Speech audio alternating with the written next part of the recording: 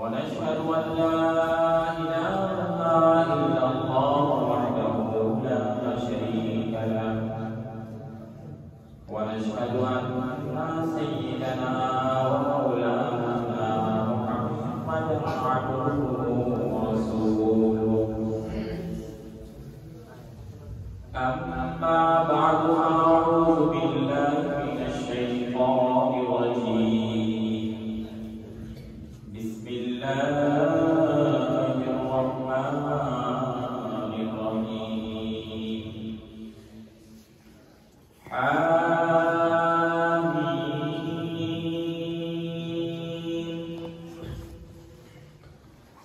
والكتاب المبين إنا أنزلناه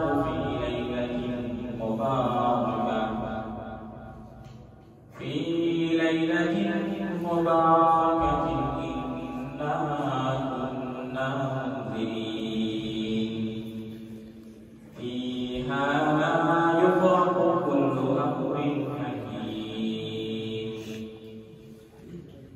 وقال النبي صلى الله عليه وسلم إذا كانت ليلة النصف من شعبان فقوموا ليلها وصوموا يومها فإن الله ينزل فيها لغروب الشمس إلى سماء الدنيا فيقول ألا من مستغفر فأغفر له ألا مسترزق فأرزقه ألا مبتلى فأعافيه ألا كذا حتى يطلع الفجر. اللهم صل على سيدنا ومولانا محمد وعلى آله سيدنا ومولانا محمد كما صليت على إبراهيم وعلى آل إبراهيم إنك حميد مجيد. اللهم بارك على محمد وعلى آل محمد كما باركت على إبراهيم وعلى آل إبراهيم إنك حميد مجيد. मौत को सजा है काफिर इख्तिताम जिंदगी मौत को सजा है काफिर इख्तिताम जिंदगी दर हकीकत मौत तेरे दर हकीकत मौत तेरे इब्तिदाई जिंदगी ये चमक सहरा भी होगा ये चमक सहरा भी होगा ये खबर बुलबुल को ताकि अपनी जिंदगी को सोच कर कुर्बा करे ताकि अपनी जिंदगी को सोच कर कुर्बा करे। अल्हम्दुलिल्लाह सुबह अल्हम्दुलिल्लाह अल्लाह पाक रब्बुल इज्जत वल जलाल रब को की शुक्रिया क़यामत पड़ी जे महान रब कायनात इन्नकुम वलइन कफरतुम इन्ना अज़ाबी लशदीद। अल्लाह पाक रब्बुल आलमीन कुरान करीम में आयतें मौजूद बोले लइन शकरतुम लअज़ीदन्नकुम যদি কোনো বান্দা আমার শুকরিয়া আদায় করে শুকরিয়া জ্ঞাপন করে তাহলে আল্লাহ পাক রব্বুল আলামিন আযীদান্নাকুম তার ওই নিয়ামতটাকে বাড়াইয়া দেয় ওয়ালা ইন কাফারতুম ইন্না যদি বান্দা আল্লাহ পাক রব্বুল আলামিনের নিয়ামতের শুকরিয়া জ্ঞাপন না করে তাহলে আল্লাহ সুবহানাহু ওয়া তাআলা তার নিয়ামতের জন্য তার উপর রাগান্বিত হন, তার ওই নিয়ামতটা তার থেকে ছিনায়া নেন। ইন্না আযাবি লাশাদীদ। আর আল্লাহ পাক রব্বুল আলামিন বলেন, আল্লাহ পাক রব্বুল আলামিনের আযাব হলো কঠিন। এই শুকরিয়া প্রসঙ্গে এই আয়াতের ব্যাখ্যার মধ্যে বুখারী শরীফের মধ্যে একটি বর্ণনা এবং হাদিস উল্লেখ করা হয়েছে। হযরত আবু হুরায়রা রাদিয়াল্লাহু তাআলা আনহু থেকে, হযরত আবু হুরায়রা রাদিয়াল্লাহু তাআলা আনহু বলেন, একদিন আল্লাহ রাসূল সাল্লাল্লাহু আলাইহি ওয়াসাল্লাম বললেন, আল্লাহ পাক রব্বুল আলামিন বনি ইসরাঈলের তিনজন ব্যক্তিকে পরীক্ষা করতে চাইলেন যে তাদের মধ্য থেকে সবচেয়ে বেশি শুকরগুজার কে, তাদের মধ্য থেকে সবচেয়ে শুকরগুজার কে, এই জিনিসটা আল্লাহ পাক রব্বুল আলামিন পরীক্ষা করতে চাইলেন। এই তিন ব্যক্তি ছিলেন, এই বনি ইসরাঈলের তিনজন ব্যক্তির মধ্য থেকে প্রথম নম্বর ব্যক্তি যিনি ছিলেন শ্বেতরোগে আক্রান্ত। শ্বেতরোগ বলতে আমাদের সমাজের মধ্যে যেটাকে আমরা সলব বলি অথবা বল বিস্তীর্ণ যেটাকে বলি, সেটাকে বাংলা শুদ্ধ ভাষায় শ্বেতরোগ বলা হয়।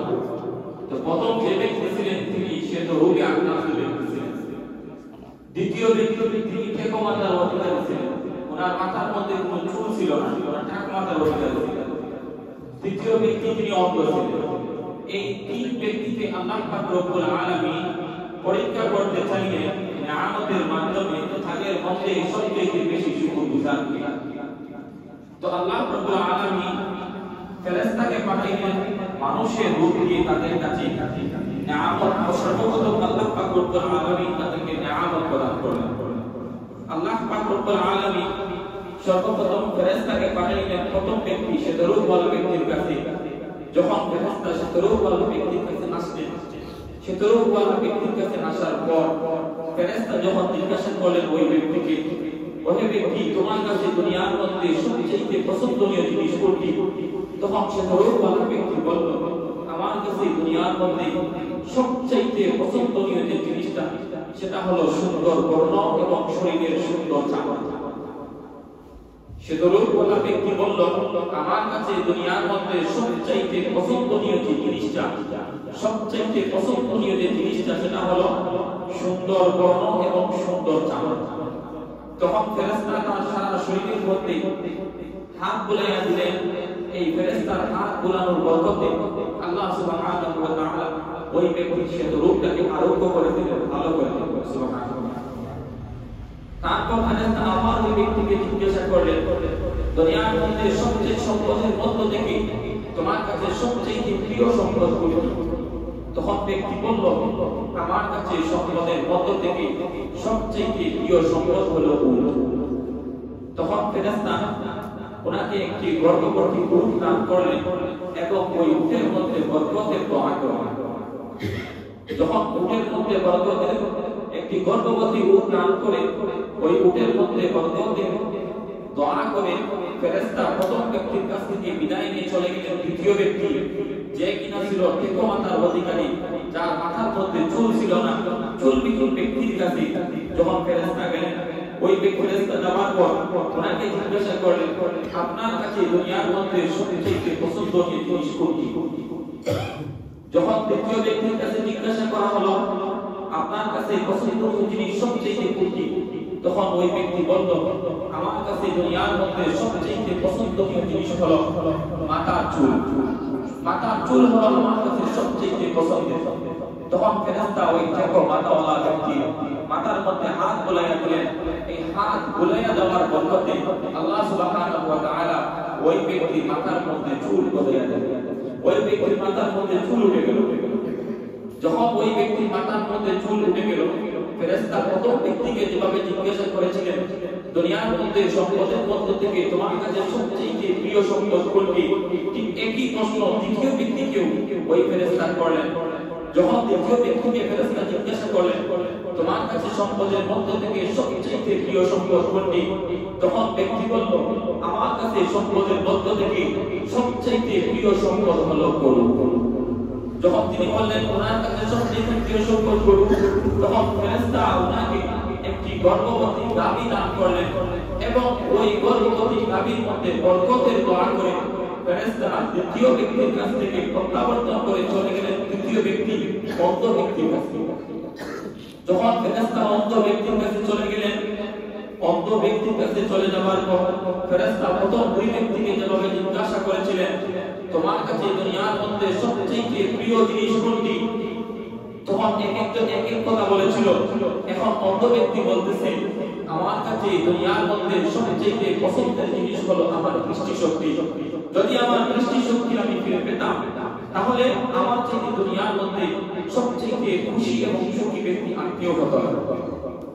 ফেরেশতা ওনার চক্ষুর মধ্যে হাত বুলাইয়া দিলেন। চক্ষুর মধ্যে যখন হাত বুলাইয়া দিলেন, হাত বুলাইয়া দেওয়ার সাথে সাথে আল্লাহ রাব্বুল আলামিনের রহমত এবং ফজলের কারণে ওনার চক্ষু দৃষ্টি ফিরে আসলো। উনি চোখে দেখতে পারতেছেন, উনি চোখে দেখতে পারবেন। যখন ওনার চক্ষু দৃষ্টি ফিরে আসলো, চক্ষু দৃষ্টি ফিরে আসার পর ফেরেশতা ওনাকে আবার জিজ্ঞাসা করলেন, সম্পদের মধ্য থেকে সবচেয়ে প্রিয় সম্পদ তোমার কি?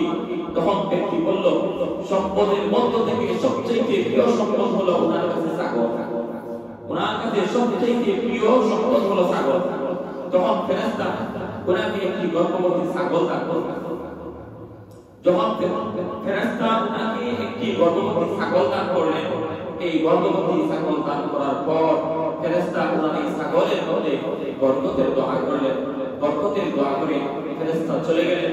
কিছুদিন অতিক্রান্ত হওয়ার পর, কিছু সময় যাওয়ার পর, কয়েক মাস যাওয়ার পরে যখন ওনাদের গরুওয়ালার গরু মাঠ ভর্তি গরু হয়ে গেল, গরুওয়ালার গরু মাঠ ভর্তি গরু হয়ে গেল, ছাগলওয়ালার ছাগল মাঠ ভর্তি হয়ে গেল, এখন আল্লাহ রাব্বুল আলামিন ওনাদেরকে পরীক্ষা করতে চাইলেন। আল্লাহ রাব্বুল আলামিনের এত সমস্ত নিয়ামত পাওয়ার পর তারা কি আল্লাহ রাব্বুল আলামিনের শুকরগুজার হয় কিনা? এখন আল্লাহ রাব্বুল আলামিন আবার ওই ফেরেশতাকে পাঠালেন তাদের কাছে।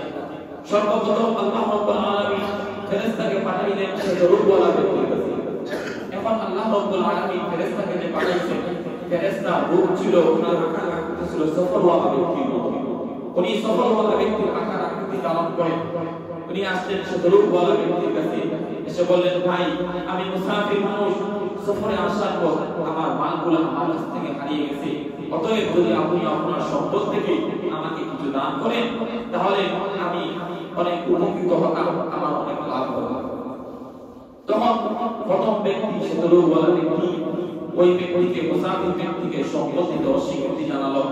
জানানোর পর ফেরেশতা ওই মুসাফির ব্যক্তি সেতরূপওয়ালা ব্যক্তিকে বলল, আমি হয়তো আপনাকে চিনতে পেরেছি, আপনি কি ওই ব্যক্তি নন যে সেতরূপওয়ালা ছিল, যার শরীরের মধ্যে সেতরূপ ছিল? আল্লাহ পাক রব্বুল আলামিন তাকে সেতরূপ থেকে আরোগ্য লাভ করেছে। যে না সমাজের মধ্যে আপনি লাঞ্ছিত ছিলেন, সমাজের মধ্যে আপনি অপমানিত ছিলেন, আল্লাহ পাক রব্বুল আলামিন আপনাকে সম্পদশালী করেছেন। আল্লাহ পাক রব্বুল আলামিন আপনাকে সমাজের মধ্যে একটু অবস্থান তৈরি করে দিয়েছেন। যখন ফেরেশতা এই সমস্ত কথা বললেন, এই সমস্ত কথা বলার পর ওই ব্যক্তি সেতরূপওয়ালা ব্যক্তি আল্লাহ পাক রব্বুল আলামিনের শুকরিয়া জ্ঞাপন না করে আল্লাহ পাক রব্বুল আলামিনের অকৃতজ্ঞ হয়ে গেল। সে সমস্ত কিছু অস্বীকার করে বসল। সে বলল, আমার কখনো সেতরূপ ছিলই না, আমার যে সম্পদ, এই সম্পদগুলো হলো আমার বাপ দাদা রেখে যাওয়া সম্পদ। এই বলে সফরওয়ালা ব্যক্তিকে সে তাড়িয়ে দিতেছিল। যখন সফরওয়ালা ব্যক্তি ফেরেশতা যখন চলে যাচ্ছিলেন, তখন তিনি তার জন্য আবার দোয়া প্রথম আসছিলেন, দোয়া নিয়ে এখন দোয়া করলেন, কি করে আপনি আগের অবস্থায় ফিরে যান। সাথে সাথে ওই ব্যক্তি আবার সেতরূপওয়ালা হয়ে গেল, আবার যখন গরিব ছিল ওই আগের মতো সে হয়ে গেল। কেন? আল্লাহ পাক রব্বুল আলামিন কৃতজ্ঞ হওয়ার কারণে। দ্বিতীয় ব্যক্তি ছিল টাকমাতাওয়ালা ব্যক্তি। ওই ব্যক্তির কাছেও ফেরেশতা গেলেন, যাওয়ার পর প্রথম ব্যক্তিকে যেভাবে প্রশ্ন করেছিলেন ঠিক একইভাবে দ্বিতীয় ব্যক্তিকেও ফেরেশতা জিজ্ঞাসা করলেন, বললেন, আমাকে কিছু দাও, তোমার সম্পদ থেকে আমাকে কিছু দাও, যদি দিতে তাহলে আমি উপকৃত হতাম। দ্বিতীয় ব্যক্তিও তার সম্পদ থেকে অস্বীকৃতি জানালো। যখন সম্পদ থেকে দিতে অস্বীকৃতি জানালো, তখন ফেরেশতা বললেন, আমি আপনাকে চিনতে পেরেছি, আপনি কি ওই ব্যক্তি নন যে ছিল টেকওয়াতার অধিকারী, যার মাথার মধ্যে চুল ছিল না, চুল বিহীন ছিলে তুমি, তোমার সম্পদ ছিল না, সমাজের মধ্যে তুমি অসহায় ছিলে, তখন ব্যক্তি এই সমস্ত অস্বীকার করলো। অস্বীকার করার ফলে ফেরেশতা বললেন তুমি পূর্বের অবস্থার মধ্যে ফিরে যাও। ফেরেশতা যখন বললেন পূর্বের অবস্থায় ফিরে যাও, সাথে সাথে ব্যক্তির মাথা থেকে চুলগুলো গায়েব হয়ে গেল এবং তার সমস্ত সম্পদগুলো বিলুপ্ত নষ্ট হয়ে গেল। কেন? শুকরিয়া আদায় না করে অকৃতজ্ঞ হওয়ার কারণে। ফেরেশতা দ্বিতীয় ব্যক্তি কাছ থেকে প্রত্যাবর্তন করে চলে গেলেন তৃতীয় ব্যক্তির কাছে। তৃতীয় ব্যক্তি যে কিনা ছিল অন্ধ, অন্ধ ব্যক্তির কাছে গিয়ে ফেরেশতা বললেন ভাই আপনি তো একসময় অন্ধ ছিলেন, আল্লাহ পাক রব্বুল আলামিন আপনার দৃষ্টি শক্তি ফিরিয়ে দিয়েছেন, আপনার সম্পদ ছিল না, আল্লাহ পাক রব্বুল আলামিন আপনাকে সম্পদ দান করেছেন। অতএব আমি মুসাফির মানুষ, সফরের মধ্যে এসে আমার সমস্ত সম্পদ আমার কাছ থেকে হারিয়ে গেছে, যদি আপনি আমাকে কিছু দান করেন তাহলে আমি অনেক লাভবান হতাম, আমি উপকৃত হতাম। তখন ওই অন্ধ ব্যক্তি আল্লাহ পাক রব্বুল আলামিনের কৃতজ্ঞতা জ্ঞাপন করে বলল হ্যাঁ ভাই আমি পূর্বে অন্ধ ছিলাম, আমার কোনো সম্পদ ছিল না, আল্লাহ পাক রব্বুল আলামিন আমার দৃষ্টি শক্তিকে ফিরিয়ে দিয়েছেন এবং আমাকে সম্পদ দান করেছেন, যার কারণে আমি আজকে দুনিয়ার আলো দেখতে পাচ্ছি, দুনিয়ার সমস্ত নাজ নিয়ামত দেখতে পাচ্ছি এবং আরো মাইশের জিন্দেগি আমি জীবন যাপন করতে পারতেছি। অতএব আপনার যা প্রয়োজন আপনি আমার এই সম্পদ থেকে নিয়ে যান, আমি আপনাকে বাধা প্রদান করব।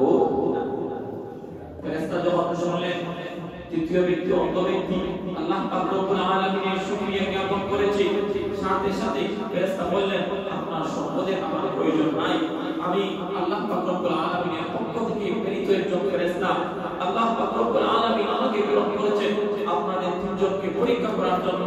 প্রথম দুই ব্যক্তি আল্লাহর পরীক্ষার মধ্যে অকৃতকার্য হয়েছে, ফেল করেছে, আল্লাহ পাক রব্বুল আলামিনের পরীক্ষার মধ্যে আপনি উত্তীর্ণ হয়েছে, অতএব আপনার সম্পদের আমার প্রয়োজন নাই, আল্লাহ পাক রব্বুল আলামিন আপনার সম্পদের মধ্যে আরো বারাকাত দান করুন। এই বলে ফেরেশতা অন্ধ ব্যক্তির কাছ থেকে প্রত্যাবর্তন করলেন এবং সাথে সাথে গায়বীভাবে কুদরতিভাবে ওই অন্ধ ব্যক্তির সম্পদের মধ্যে অনেক অনেক বরকত হতে লাগলো। ওনার সম্পদের মধ্যে গায়বীভাবে অদৃশ্যভাবে বরকত হতে লাগলো। সুবহানাল্লাহ। দেখুন আল্লাহ পাক রব্বুল আলামিনের কৃতজ্ঞতা আদায় করার ফলে, আল্লাহ পাক রব্বুল আলামিনের শুকরিয়া জ্ঞাপন করার ফলে অন্ধ ব্যক্তি কানের মধ্যে বরকত হলো। তার প্রথম দুই ব্যক্তি আল্লাহ পাক রব্বুল আলামিনের শুকরিয়া জ্ঞাপন না করার কারণে তাদের মালগুলো আল্লাহ পাক রব্বুল আলামিন তাদেরকে যে নিয়ামত দিয়েছিলেন সেই নিয়ামতগুলো আল্লাহ পাক রব্বুল আলামিন তাদের কাছ থেকে ছিনিয়ে নিয়েছিলেন। অতএব আমরা যারা আজকে এই লাইলাতুল বরাত বা নিসফে শাবানের মধ্য রজনীতে আমরা যারা আজকে মসজিদের মধ্যে এসে জমায়েত হয়েছি, আমাদের সাথে গত এই শোভাযাত্রার রাতে আমাদের এলাকার অনেক মানুষ ছিলেন যারা আজকে আমাদের সাথে নাই, কবরের জগতে চলে গেছে। হয়তো আল্লাহ পাক রব্বুল আলামিন আমাদেরকে আজকে এই যে লাইলাতুল বরাতের রাতে আমাদেরকে এখানে না নিয়ে এসে আমাদেরকে তাদের জায়গার মধ্যে রাখতে পারতেন, অথবা আমাদেরকে বিভিন্ন জায়গার মধ্যে রাখতে পারতেন, বিভিন্ন দেশের মধ্যে নিয়ে যেতে পারতেন, কিন্তু আল্লাহ পাক রব্বুল আলামিন আমাদের উপর রহম করেছেন। আল্লাহ পাক রব্বুল আলামিন আমাদেরকে রহম করে এই জায়গার মধ্যে নিয়ে এসেছেন, আমাদেরকে হায়াত দিয়েছেন।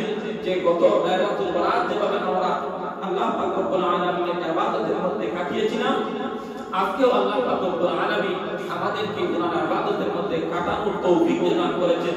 এজন্য আমরা সবাই আমাদের অন্তরের অন্তঃস্থল থেকে মন খুলে দিল খুলে একবার আল্লাহ পাক রব্বুল আলামিনের শুকরিয়া জ্ঞাপন করে বলি আলহামদুলিল্লাহ। তাহলে আজকে আমরা জানি লাইলাতুল বরাত বা শবে বরাতের রাত।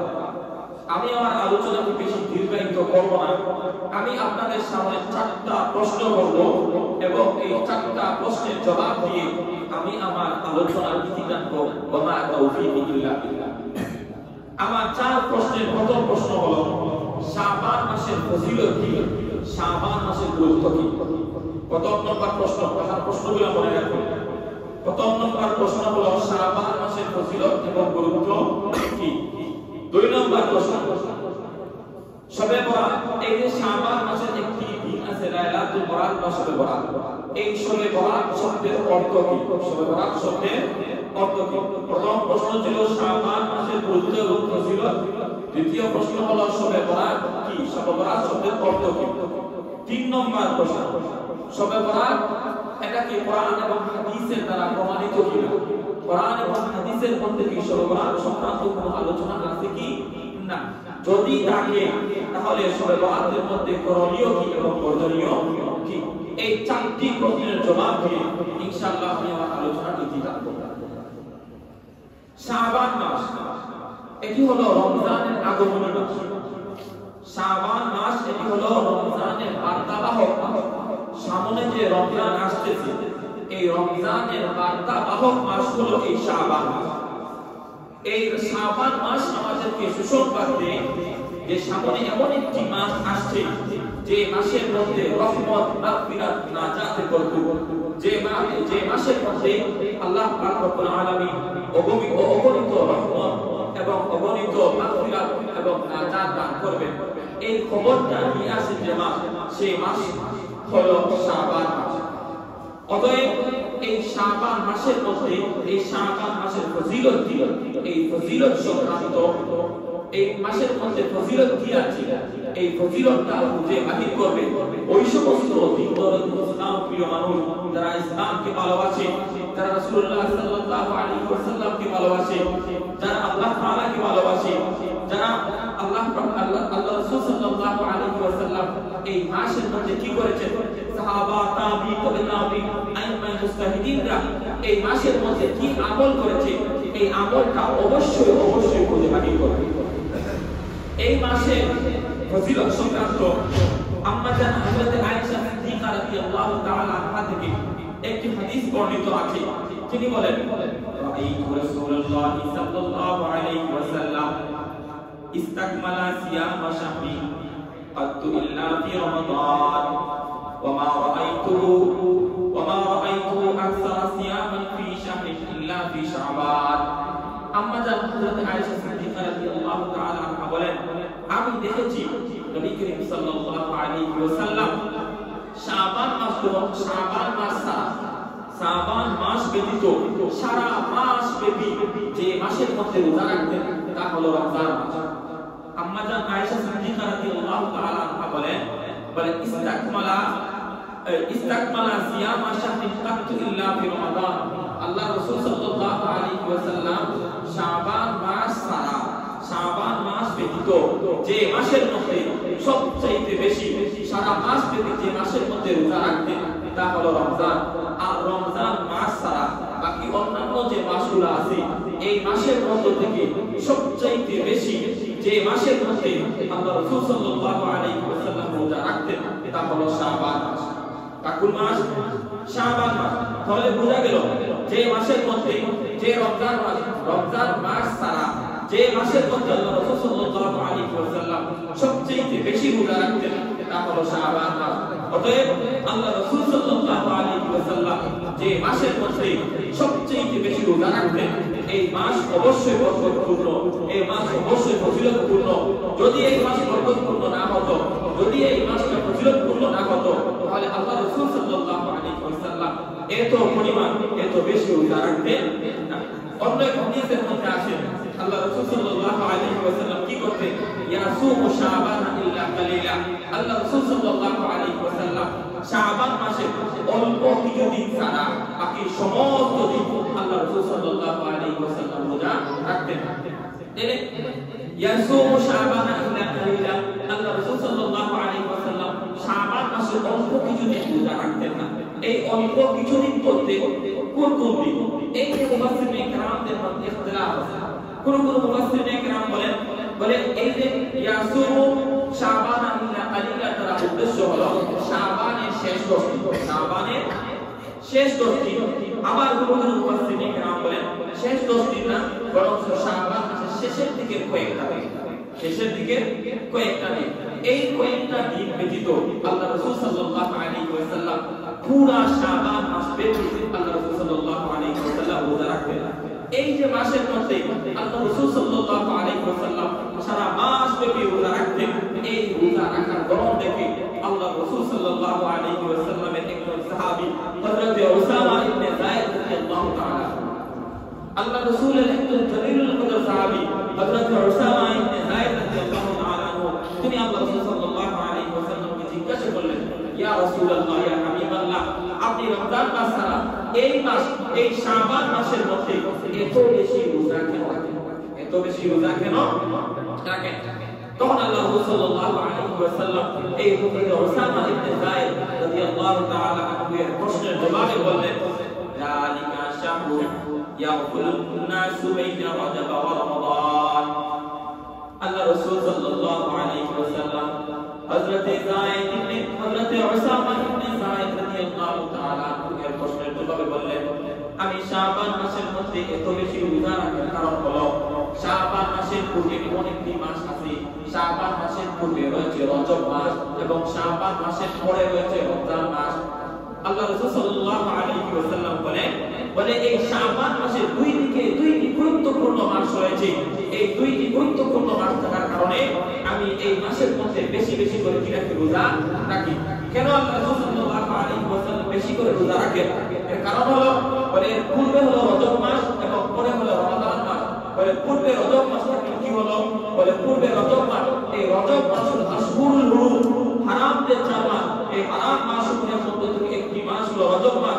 এই রজব মাসের মধ্যে এই রজব মাসটা হারাম হওয়ার কারণে মানুষ এই মাসের মধ্যে ঝগড়া ফাসাদ থেকে দূরে থাকে, মানুষ বিভিন্ন ফিতনা ফাসাদ থেকে দূরে থাকে, বেশি বেশি করে আমল করার চেষ্টা করে, রোজা রাখার চেষ্টা করে, দুনিয়ার যাবতীয় যত গুনাহের কাজ আছে এই সমস্ত গুনাহের কাজ থেকে বিরত থাকার চেষ্টা করে।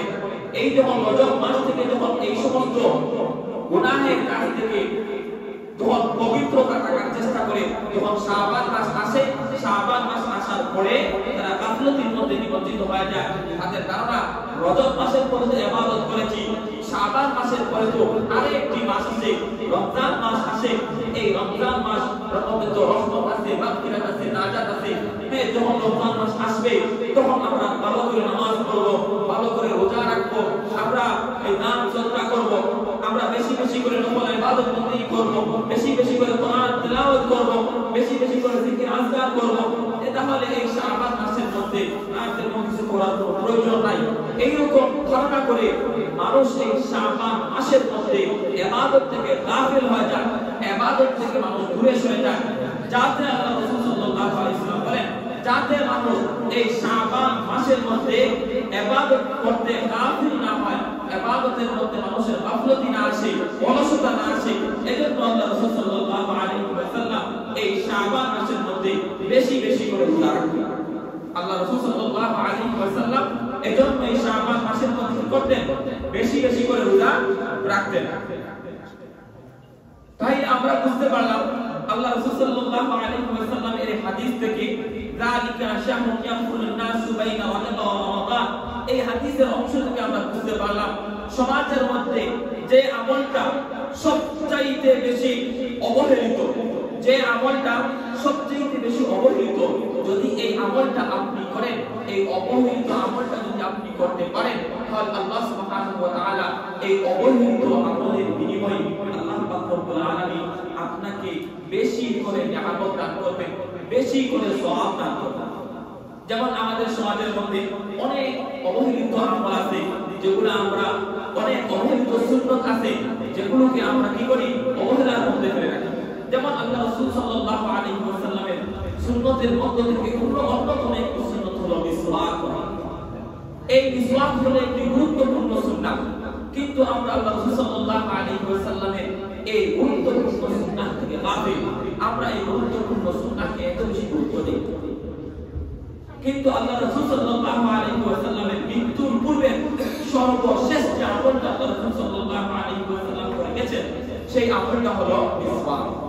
আল্লাহ রাসূল সাল্লাল্লাহু আলাইহি ওয়াসাল্লাম যখন মৃত্যু শয্যায় শায়িত, যখন তিনি দুনিয়া ত্যাগ করে পরবর্তী জগতের মধ্যে যাবার জন্য প্রস্তুতি নিচ্ছিলেন, তখন আম্মাজান আয়েশা সিদ্দিকা রাদিয়াল্লাহু তাআলা আনহাকে ইশারা দিয়ে মিসওয়াকের দিকে বললেন, আমাকে মিসওয়াক দাও। আম্মাজান আয়েশা সিদ্দিকা রাদিয়াল্লাহু তাআলা আনহা ওনার মুখের ভিতরে মিসওয়াকটাকে ঢুকিয়ে লালাযুক্ত করে ডিজাইনের পর আল্লাহ রাসূল সাল্লাল্লাহু আলাইহি ওয়াসাল্লামকে দিলেন। আল্লাহ রাসূল সাল্লাল্লাহু আলাইহি ওয়াসাল্লাম মিসওয়াক করলেন। কি করলেন? মিসওয়াক করলেন। আল্লাহ রাসূলের সর্বশেষ সুন্নাত যেটা হলো মিসওয়াক। তাছাড়া জিবরাইল আমিন আলাইহিস সালাতু ওয়াস সালাম আল্লাহ রাসূল সাল্লাল্লাহু আলাইহি ওয়াসাল্লামের কাছে যতবার ওহী নিয়ে এসেছেন, যতবার ওহী নিয়ে আল্লাহ রাসূলের কাছে জিবরাইল এসেছে ততবার জিবরাইল আলাইহিস সালাতু ওয়াস সালাম আল্লাহ রাসূল সাল্লাল্লাহু আলাইহি ওয়াসাল্লামকে মিসওয়াক করার নির্দেশ দিয়েছেন। কিন্তু আল্লাহ রাসূলের এত বড় একটি সুন্নাত, যে সুন্নাত মিসওয়াক, এই মিসওয়াক থেকে আমরা গাফিল। আমরা এই মিসওয়াককে তেমন কিছু, আমরা মিসওয়াকের পরিবর্তন হিসেবে আমরা কি করি, ব্রাশের মাধ্যমে আমরা কি করি, দাঁতকে পরিষ্কার করি। দাঁতের এই ব্রাশের মাধ্যমে, এই যে ব্রাশের মাধ্যমে দাঁত ব্রাশ করে, ব্রাশের মাধ্যমে দাঁত ব্রাশ করা, এই নিয়ে ফুকাহায়ে কেরামের মধ্যে ইখতিলাফ আছে। ব্রাশের মাধ্যমে কোন ফুকাহায়ে কেরাম বলেন ব্রাশের মাধ্যমে যে দাঁত ব্রাশ করা এটাকে মাকরুহ বলেছে। মাকরুহ বলার কারণ কি? মাকরুহ বলার কারণ হচ্ছে যে ব্রাশের মধ্যে যে দানাটা ব্যবহার করা হয়, বসানোর জন্য যে দানাটা ব্যবহার করা হয় সেটা প্লাস্টিকের মাধ্যমে তৈরি হয়। এই প্লাস্টিকের মাধ্যমে তৈরি হওয়ার কারণে এই প্লাস্টিকটা আমাদের দাঁতের ক্ষতি করে, আমাদের জামির ক্ষতি করে, যার কারণে এটাকে ব্যবহার করা মাকরুহ বলা হয়েছে। অথচ এর বিপরীতে মিসওয়াক, এটা হলো ফজিলতের একটা, এটা অনেক ফজিলতপূর্ণ মিসওয়াক। হাদিসের মধ্যে আছে ফজিলত, মিসওয়াকের ফজিলত হাদিসের মধ্যে 370 এর অধিক মিসওয়াকের ফজিলত বর্ণনা করা হয়েছে। এর মধ্যে অন্যতম একটি ফজিলত হলো যে ব্যক্তি প্রতিদিন মিসওয়াক করবে আল্লাহ পাক রব্বুল আলামিন তার জন্য মৃত্যুকে সহজ করে দেন। সুবহানাল্লাহ।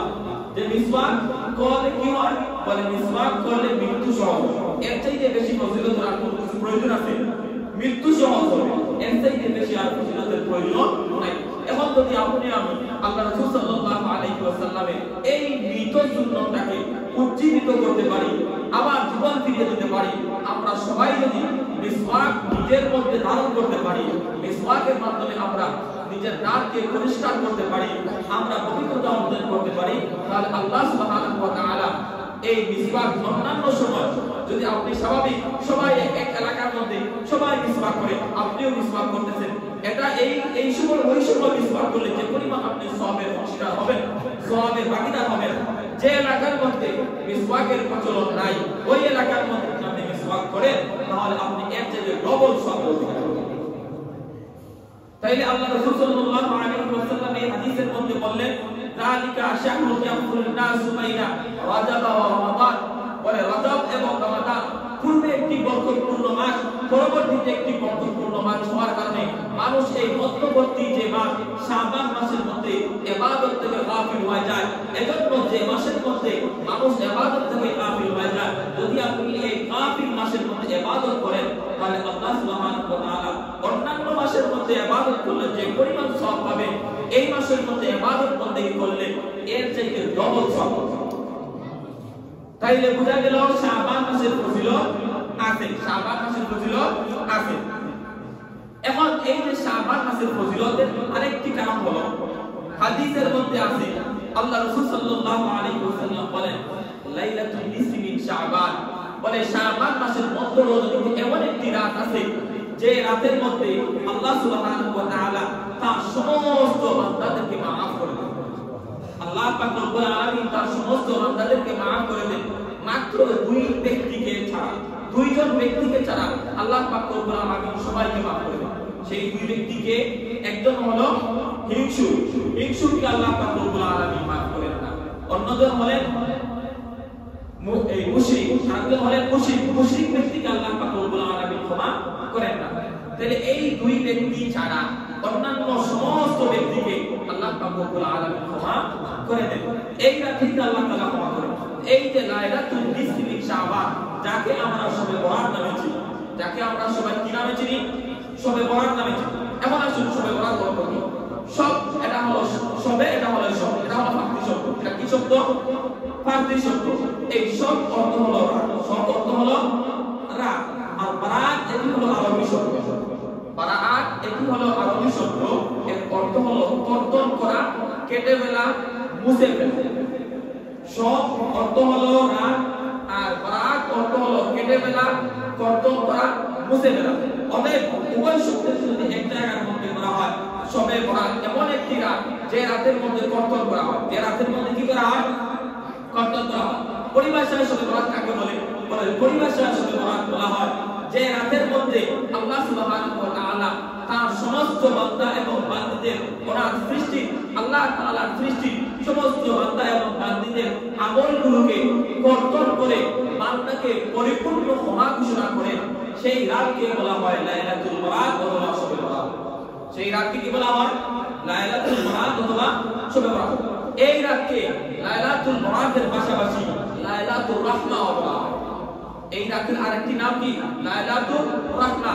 লাইলাতুর রাহমা কেন বলা হয়? মানে এই রাতের মধ্যে আল্লাহ পাক রব্বুল আলামিন অসংখ্য অগণিত রহমত বান্দার উপর নাযিল করেন। এজন্য এই রাতকে লাইলাতুর রাহমা বলা হয়।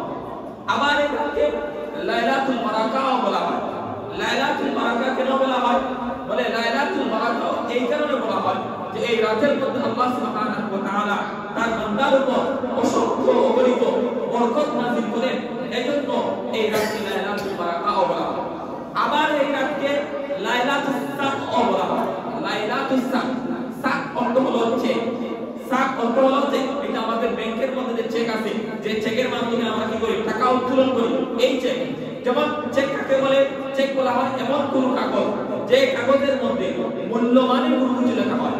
যে কাগজের মধ্যে মূল্যমানের কোনো কিছু লেখা হয় তাকে চেক বলে। যেমন আপনি চেকের মধ্যে লিখলেন 50 লক্ষ টাকা, 1 কোটি টাকা, এটাকে বলা হয় চেক। এটা কি বলে? চেক। এই রাতকে লাইলাতুস সাক কেন বলা হয়?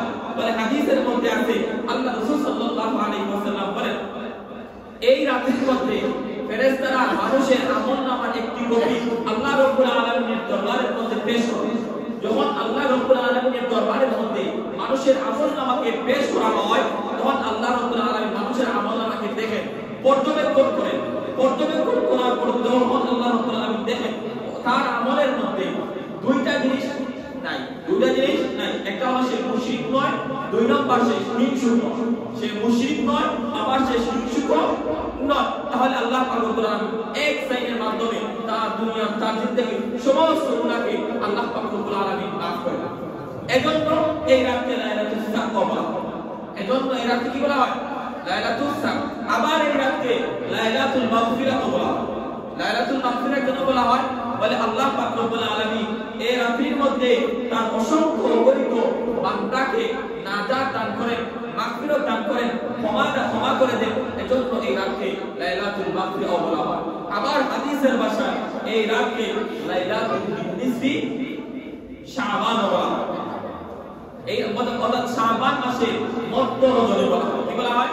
শাবান মাসে মধ্য রজনী।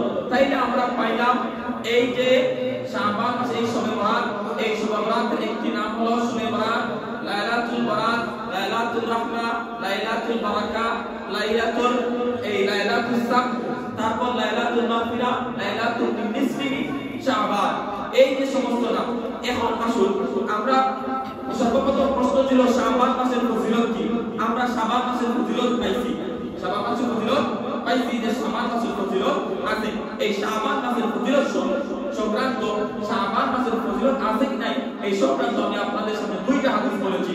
তারপর শাবান মাসের ফজিলতের মধ্যে একটি ফজিলত হওয়ার একটি কারণ হলো শবে বরাত।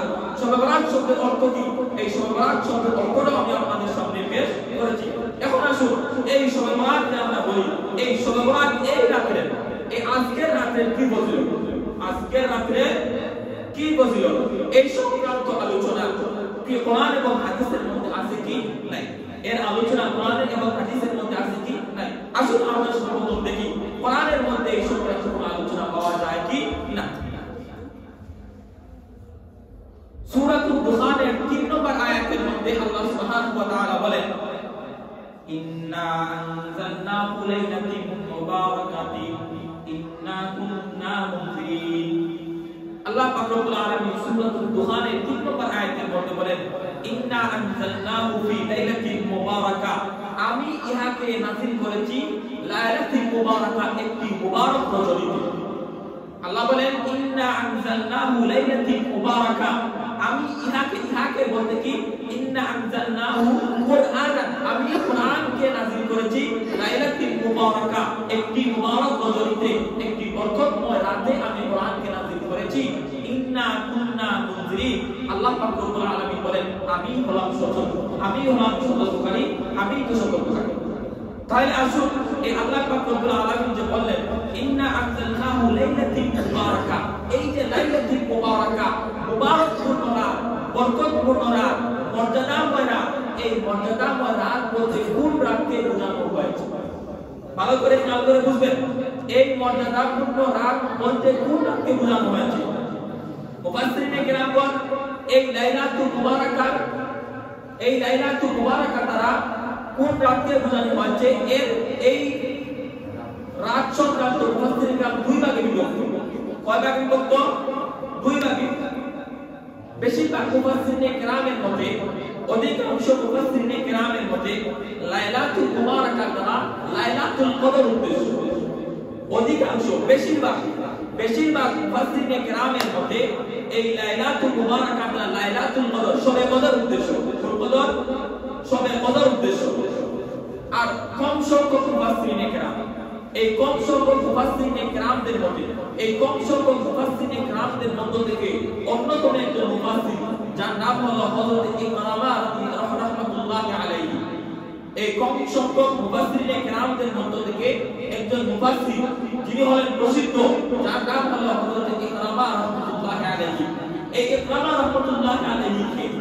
এই ইকরামা রাহমাতুল্লাহি আলাইহি হলেন আল্লাহ রাসূল সাল্লাল্লাহু আলাইহি ওয়াসাল্লামের একজন জলিলুল কদর সাহাবী হযরত ইবনে আব্বাস রাদিয়াল্লাহু তাআলা এর ছাত্র।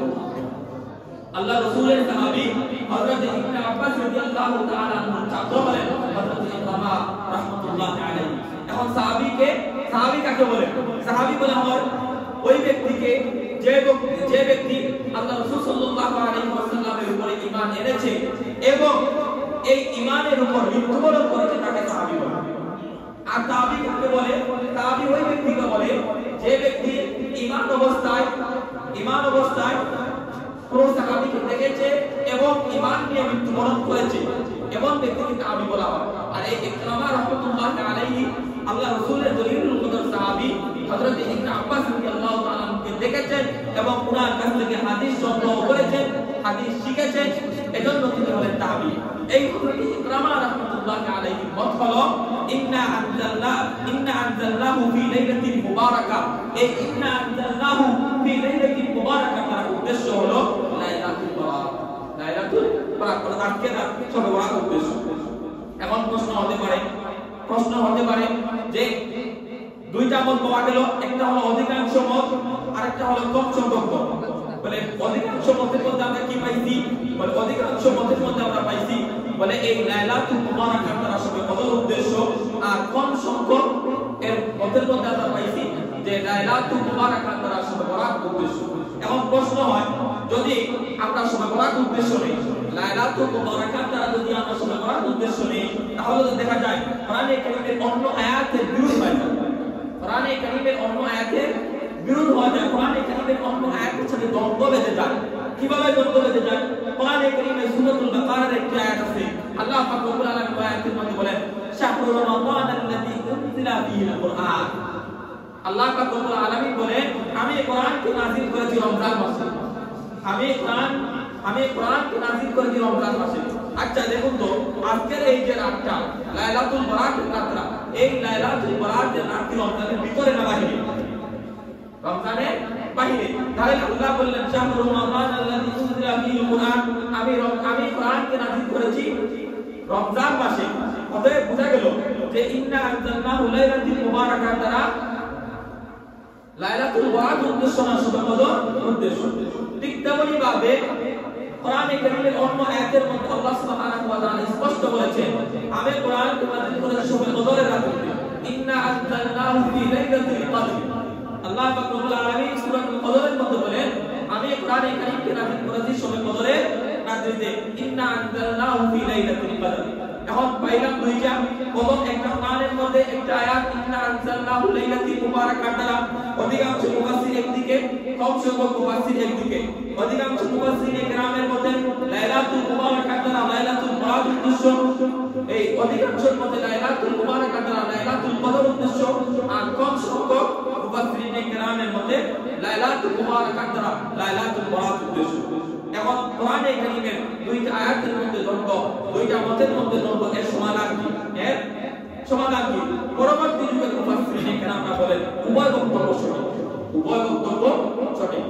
হতে পারে উভয় বক্তব্য সঠিক হয় কিভাবে আর কোরআনে কারীমের স্পষ্ট ঘোষণা ইন্না আনজালনাহু ফি লাইলাতুল কদর শাহরু রমাদান আল্লাযী উনজিলা ফীহিল কুরআন তাহলে উভয় বক্তব্য সঠিক কিভাবে হয় উভয় বক্তব্য সঠিক এভাবে যে রাসূলুল্লাহ সাল্লাল্লাহু আলাইহি ওয়াসাল্লাম হাদিসের মধ্যে বলেছেন আল্লাহ রাসূল সাল্লাল্লাহু বলেন আল্লাহ রাব্বুল আলামিন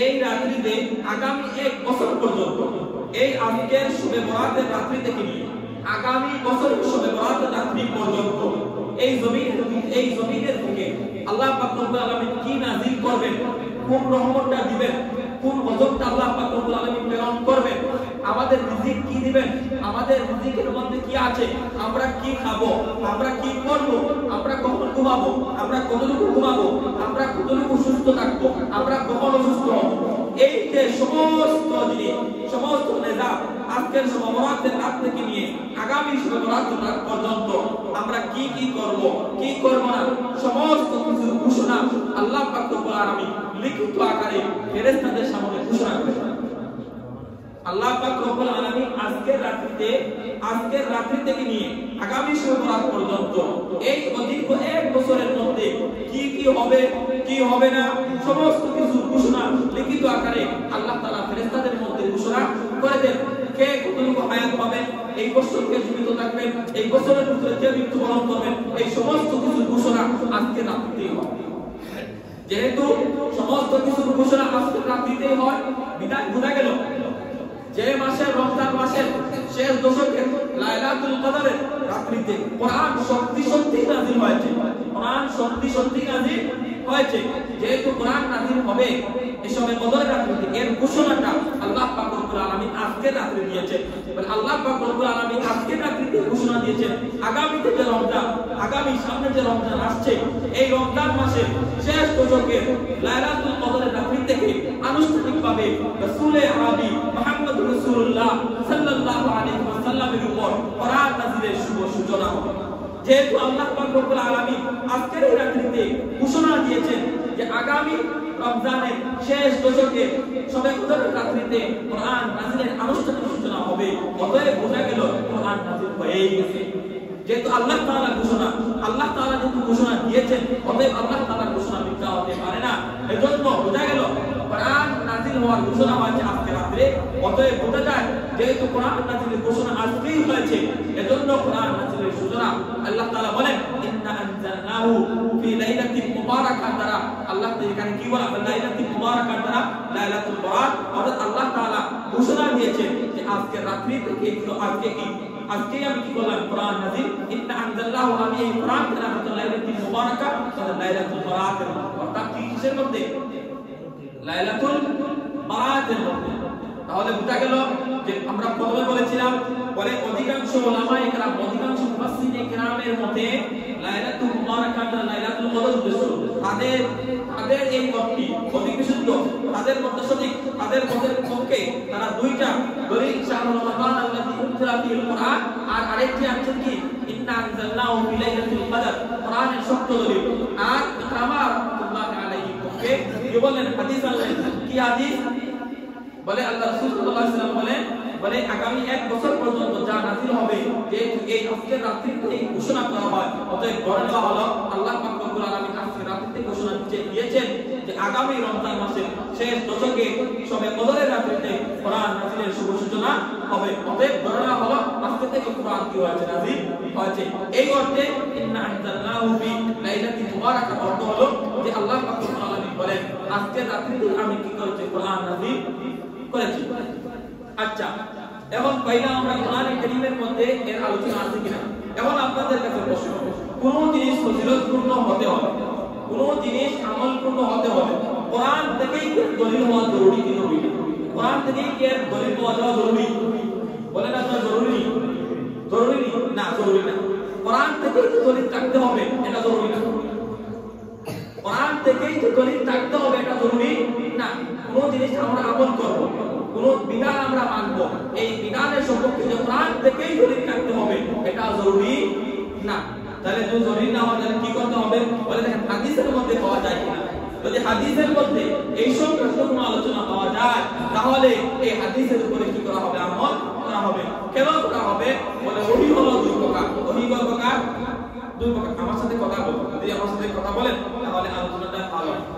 ওহী কত প্রকার? দুই প্রকার। ওহী দুই প্রকার। প্রথম প্রকার ওহীর নাম ওহী মাতলু। দুই নম্বর ওহীর নাম ওহী গায়রে মাতলু। প্রথম প্রকার ওহীর নাম ওহী গায়রে মাতলু। দুই নম্বর প্রকার ওহীর নাম ওহী গায়রে মাতলু। এখন আসি ওহী মাতলু কাকে বলে? ওহী মাতলু কাকে বলে? বলে ওহী মাতলু বলা হয় ওই ওহীকে যে ওহী আল্লাহ পাক রব্বুল আলামিনের পক্ষ থেকে জিবরাইল আলাইহিস সালাতু ওয়াস সালাম নিয়ে আল্লাহ তাআলার কাছ থেকে নিয়ে মুহাম্মদ রাসূলুল্লাহ সাল্লাল্লাহু আলাইহি ওয়াসাল্লামের কাছে পৌঁছে দিয়েছেন এবং আল্লাহ রাসূল সাল্লাল্লাহু আলাইহি ওয়াসাল্লাম হুবহু শব্দে আল্লাহ তাআলার পক্ষ থেকে জিবরাইল যে শব্দ শুনে এসেছেন এই একই শব্দে মানুষের কাছে পৌঁছে দিয়েছেন, উম্মতের কাছে পৌঁছে দিয়েছেন। এটাকে বলা হয় ওহী মাতলু, যা হলো কোরআনে কারীম। ওহী মাতলু হলো কোরআনে কারীম। এক কথায় ওহী মাতলু হলো কোরআনে কারীম। এক কথায় ওহী মাতলু কি? কোরআনে কারীম। অর্থাৎ কোরআনে কারীম আল্লাহ তাআলা যে শব্দ জিবরাইল আলাইহিস সালাতু ওয়াস সালামকে শুনাইছেন, জিবরাইল আলাইহিস সালাতু ওয়াস সালাম ওই একই শব্দ আল্লাহ রাসূলকে শুনাইছেন, আর আল্লাহ রাসূল একই শব্দ উম্মতের কাছে কি করতেন? পৌঁছাইয়া দিবেন। তাইলে কোরআনে কারীমের শব্দগুলা কোরআনে কারীমের বিধান কিভাবে মানা জরুরি? হাদিসের মধ্যে যে জিনিসটা আসছে, হাদিসের মধ্যে যে জিনিসের এই ঘোষণা হয়েছে সেই ঘোষণাটা মানা জরুরি। এখন আসুন দুই নম্বর প্রকার ওহী। দুই নম্বর প্রকার ওহী ওহী গায়রে মাতলু। ওহী গায়রে মাতলু কাকে বলে? এমন ওহী যেটা বাবার তো হলো আল্লাহ তাআলা, এমন ওহী যে ওহী বাবার তো হলো আল্লাহ তাআলা কিন্তু শব্দ কথা হলো রাসূলুল্লাহ সাল্লাল্লাহু আলাইহি ওয়াসাল্লামের, এমন ওহীকে বলা হয় ওহী গায়রে মাতলু, যেটাকে আমরা হাদিস হিসেবে চিনি, যাকে আমরা কি হিসেবে চিনি? হাদিস হিসেবে চিনি। এখন আসুন, যেহেতু আমরা হাদিস হিসেবে চিনি, আল্লাহ রাসূল সাল্লাল্লাহু আলাইহি ওয়াসাল্লাম ওহী নাযিল হওয়ার পদ্ধতি হলো সাতটা পদ্ধতিতে ওহী নাযিল হয়েছে। পদার্থরে কেউ কেউ বলেন 8টা পদ্ধতিতে ওহী নাযিল হয়েছে। 7টা হোক অথবা 8টা হোক, এই 7 অথবা 8 এর মধ্য থেকে একটা ওহীর পদ্ধতি হলো আল্লাহ পাক রব্বুল আলামিন রাসূলুল্লাহ সাল্লাল্লাহু আলাইহি ওয়াসাল্লামের অন্তরের মধ্যে ওহীর উদয় ঘটাতে, আল্লাহ রাসূলের অন্তরের মধ্যে ঢেলে দিতেন, এটাই ওহী। আল্লাহ রাসূলের অন্তরের মধ্যে ঢেলে দিতেন, এটাই ওহী। তো আল্লাহ রাসূল সাল্লাল্লাহু আলাইহি ওয়াসাল্লামের অন্তরের মধ্যে আল্লাহ তাআলা ঢেলে দিতেন, আর আল্লাহ রাসূল সাল্লাল্লাহু আলাইহি ওয়াসাল্লাম এই অন্তরের বিষয়গুলোকে জবানের মাধ্যমে প্রকাশ করতেন, সেটাই হলো হাদিস। এখন প্রশ্ন করতে পারে, আল্লাহ রাসূল সাল্লাল্লাহু আলাইহি ওয়াসাল্লাম জন্ম থেকে নিয়ে মৃত্যু পর্যন্ত যাই বলেছেন সবই আল্লাহ তাআলার পক্ষ থেকে? বলে জি, সবই আল্লাহ তাআলার পক্ষ থেকে। কেন? বলে আল্লাহ তাআলা কোরআনের মধ্যে বলেন, ওমা ইয়ানতিকু আনিল হাওয়া ইন হুয়া ইল্লা ওয়াহয়ুন ইউহা। ওমা ইয়ানতিকু আনিল হাওয়া ইন হুয়া ইল্লা ওয়াহয়ুন ইউহা। আল্লাহ তাআলা বলেন, হে নবী আপনি বলুন, ওমা ইয়ানতিকু আনিল হাওয়া, আমি নিজের পক্ষ থেকে কোনো কিছু বলি না, আমি মন গড়া কোনো কথা বলি না, আমি যা বলি ইন হুয়া ইল্লা ওয়াহয়ুন ইউহা, আমি যা বলি ওহী পাওয়ার পরেই বলি। আমার কাছে আল্লাহ রাব্বুল আলামিন যে ওহী প্রেরণ করে সেই ওহী পাওয়ার পরে আমি কি বলি কথা বলে আমার নিজের পকেট থেকে, আমি আমার নিজের পক্ষ থেকে কোনো কিছু বলি না। অতএব কোরআনের পাক কিভাবে মানা জরুরি, হাদিসের পাক কিভাবে মানা জরুরি। কোরআনের পাকের বিধান কিভাবে মানা ফরজ, হাদিসের পাকের বিধান কিভাবে মানা ফরজ। কোরআনের কোন বিষয় কিভাবে গ্রহণযোগ্য, হাদিসের বিষয় কিভাবে গ্রহণযোগ্য। এখন আসুন আমরা দেখলাম যে কি কোরআনের মধ্যে যে লাইলাতুল মুবারাকার মধ্যে কি আছে? ইখতিলাফ আছে। কি আছে? ইখতিলাফ আছে। এখন দেখি আমরা হাদিসের মধ্যে কোনো প্রামাণিকতা পাওয়া যায় কি না, হাদিসের মধ্যে কি কোনো আলোচনা আছে কি নাই? লাইলাতুল নিসফি শাবান, লাইলাতুল বারাত অথবা শবে বরাত সম্পর্কে হাদিসের মধ্যে কোনো আলোচনা আছে কি নাই?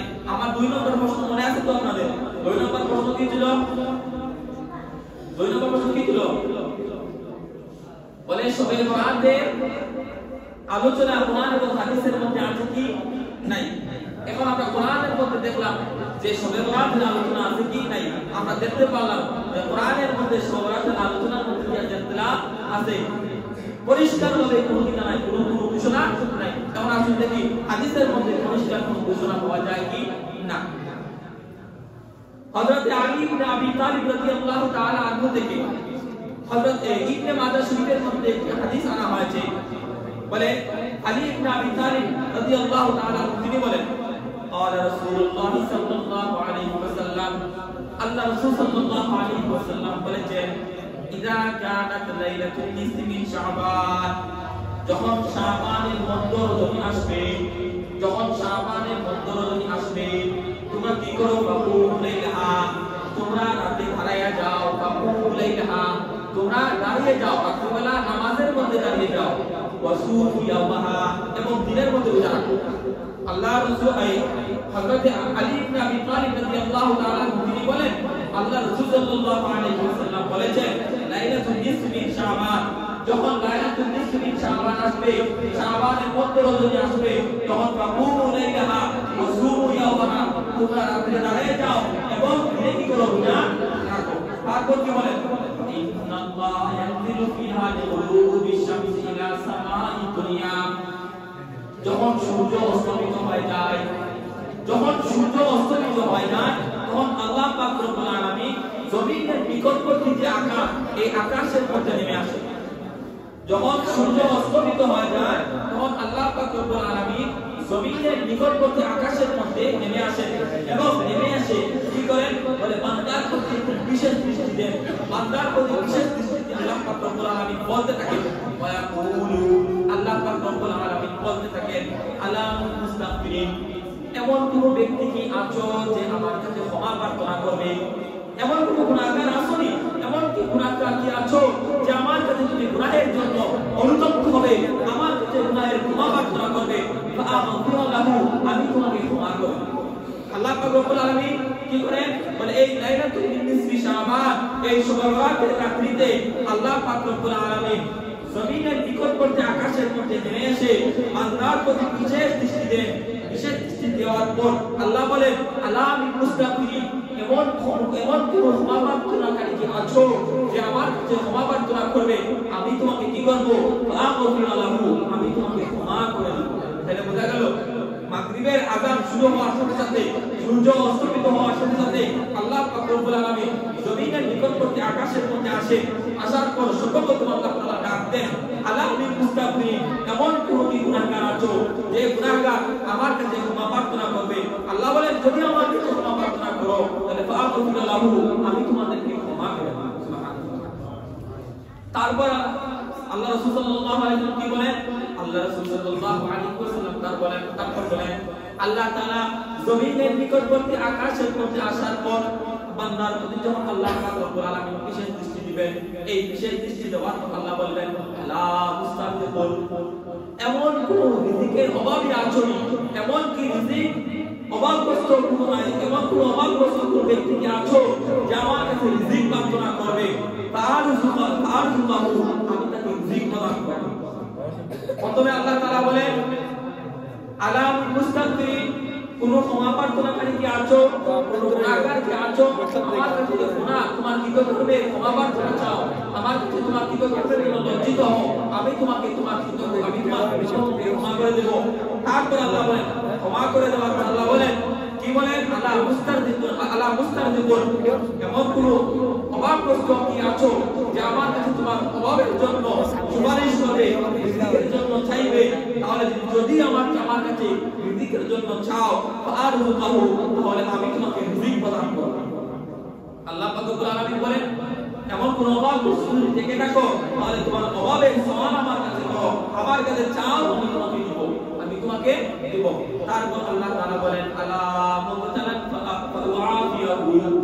এমন কোন কি রোগাক্রান্ত ব্যক্তি আছো এমন কোন অসুস্থ ব্যক্তি কি আছো যে তোমার অসুস্থতা খতম হচ্ছে না কোন ঔষধ তোমার কাজ করতেছে না দুনিয়ার কোন চিকিৎসক তোমার চিকিৎসা করতে পারতেছে না দুনিয়ার কোন ডাক্তার দুনিয়ার কোন হাকিম দুনিয়ার কোন কবিরাজ তোমার চিকিৎসা করতে পারতেছে না তোমার রোগ বালা তোমার রোগ কমতেছে না আল্লাহ পাক রব্বুল আলামিন বলেন আলা মুবতালান ফাআফিয়াহু তুমি ওই রোগের জন্য আমার কাছে চাও তুমি ওই রোগের জন্য আমার কাছে শিফা অনুরোধ করো ফাআফিয়াহু আমি তোমার ওই রোগ থেকে মুক্তি দান করব আল্লাহ বলেন আলা মুবতালান ফাআফিয়াহু তুমি আমার কাছে ওই রোগের জন্য শিফা প্রার্থনা করো ওই রোগের জন্য শিফা প্রার্থনা করো আল্লাহ বলেন ফাআফিয়াহু আমি তোমাকে কি করব রোগ থেকে মুক্তি দান করব আল্লাহ তাআলা কাছে যায় তাহলে আল্লাহ আমরা বুঝতে পারলাম কি আল্লাহ পাক রব্বুল আলামিন সর্বপ্রথম এই সূর্যাস্ত হওয়ার সাথে সাথে এই জমিনের নিকটবর্তী আকাশের মধ্যে চলে আসেন এই জমিনের নিকটবর্তী আকাশের মধ্যে চলে আসার পর আল্লাহ পাক রব্বুল আলামিন সর্বপ্রথম বলেন কোন গুনাহগার কি আছো যে আমার কাছে গুনাহের জন্য ক্ষমা প্রার্থনা করবে আমি তোমাকে আমি তোমাকে করব তোমার গুনাহ তোমাকে ক্ষমা করে দেব। তারপর আল্লাহ বলেন এমন কি রিজিক অভাবী আছো যে তোমার রিজিকের অভাবে তুমি অভাবগ্রস্ত হয়ে আছো, তুমি খাইতে পারতেছো না, তুমি ঘরের অভাবে ঘুমাইতে পারতেছো না, এইসব কিছু তোমার অভাব যদি থাকে তাহলে আল্লাহ পাক রব্বুল আলামিন বলেন আমার কাছে চাও আমি তোমাকে রিজিক প্রদান করব। তারপর বলেন যদি অসুস্থ ব্যক্তি থাকো তাহলে তোমার অসুস্থতার জন্য আমার কাছে, তোমার শিফার জন্য, তোমার আরোগ্যের জন্য আমার কাছে চাও, আমি আল্লাহ তোমাকে কি করব, আরোগ্য দান করব। আলা কাযা এরকম ভাবে আল্লাহ পাক রব্বুল আলামিন কি করেন হাত্তা ইয়াতলু আল ফজর, ফজর পর্যন্ত, সূর্যাস্ত থেকে নিয়ে ফজর পর্যন্ত আল্লাহ পাক রব্বুল আলামিন আলা কাযা এরকম পর্যন্ত বলতেই থাকেন। কোন রিজিক প্রার্থনাকারী কি আছো, কোন ক্ষমা প্রার্থনাকারী কি আছো, কোন রোগাক্রান্ত ব্যক্তি কি আছো, তোমরা এই সমস্ত জিনিসের জন্য আমার কাছে চাইবে, আমি তোমাদেরকে এগুলা দান করব। তাইলে আমরা পাইলাম এই রাতের মধ্যে এই রাতের ফজিলত আছে, বলে হাদিসের মধ্যে এই রাতের ফজিলত পাওয়া গেছে। এই রাতে কি হাদিসের মধ্যে এই রাতে কি পাওয়া গেল, ফজিলত পাওয়া গেল। ফজিলত পাইলাম কি তিনটা জিনিস পাইলাম, এই হাদিস থেকে আমরা তিনটা জিনিস পাইছি। প্রথম নাম্বার আল্লাহ চারটা জিনিস পাইলাম। প্রথম নাম্বার আল্লাহ তাআলা এই রাত্রিতে সূর্যাস্তের সাথে সাথে জমিনের নিকটবর্তী আকাশের মধ্যে চলে আসে। তারপর আসিয়া কি করেন, আসার পর মানুষকে ডাকেন আর বলেন কোনো ক্ষমা প্রার্থনা কি আছো, আমার কাছে ক্ষমা প্রার্থনা করো, আমি আমাদেরকে ক্ষমা প্রদান করব। দ্বিতীয় বলে এমন কি কোনো অভাবী আছো, আমার কাছে তোমার অভাবের জন্য সওয়াল করো, আমি তোমাকে রিজিক প্রদান করব। তিন নাম্বার এমন কি কোনো অসুস্থ ব্যক্তি আছো, তুমি তোমার অসুস্থতার জন্য আমার কাছে সওয়াল করো, আমি তোমাকে আরোগ্য দান করব।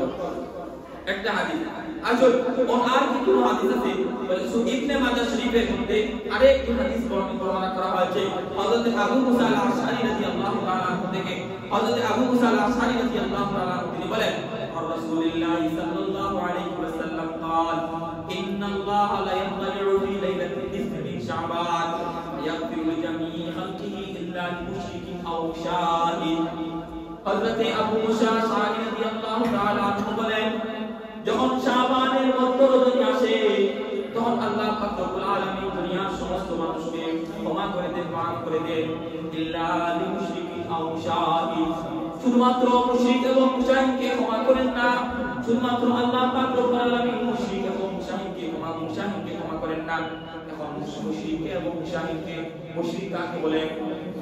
মুশরিক ওই ব্যক্তিকে বলা হয় যে ব্যক্তি আল্লাহ পাক রব্বুল আলামিনের সাথে অন্য কোনো জিনিসকে শরীক করে। যে ব্যক্তি আল্লাহ পাক রব্বুল আলামিনের সাথে অন্য কোনো জিনিসকে শরীক করে তাকে মুশরিক বলা হয়।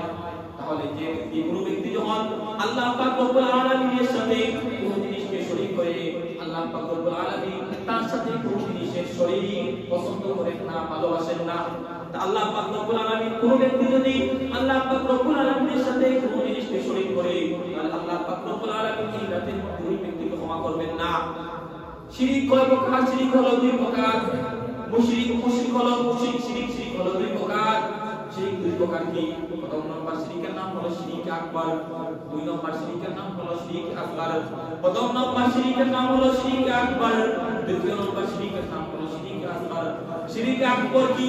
শিরিক আকবার হলো যারা সরাসরি আল্লাহ পাক রব্বুল আলামিনের সাথে কোনো জিনিসের তুলনা করে, যেমন হিন্দুরা করে থাকে, যেমন বৌদ্ধরা করে থাকে, ইহুদিরা করে থাকে, নাসারারা করে থাকে, মাজুসিরা করে থাকে। তারা আল্লাহ পাক রব্বুল আলামিনের সাথে বিভিন্ন জিনিসের বিভিন্ন প্রতিমা তুলনা করে আল্লাহ পাক রব্বুল আলামিনকে বাদ দিয়ে তারা প্রতিমাগুলা, মূর্তিগুলার পূজা করে, গাছের পূজা করে, সূর্যের পূজা করে, চন্দ্রের পূজা করে, তারকার পূজা করে। এরা হলো শিরিক আসগরের মধ্যে লিপ্ত। এদেরকে আল্লাহ পাক রব্বুল আলামিন কখনো ক্ষমা করবেন না। এবং শিরিক আসগর কি?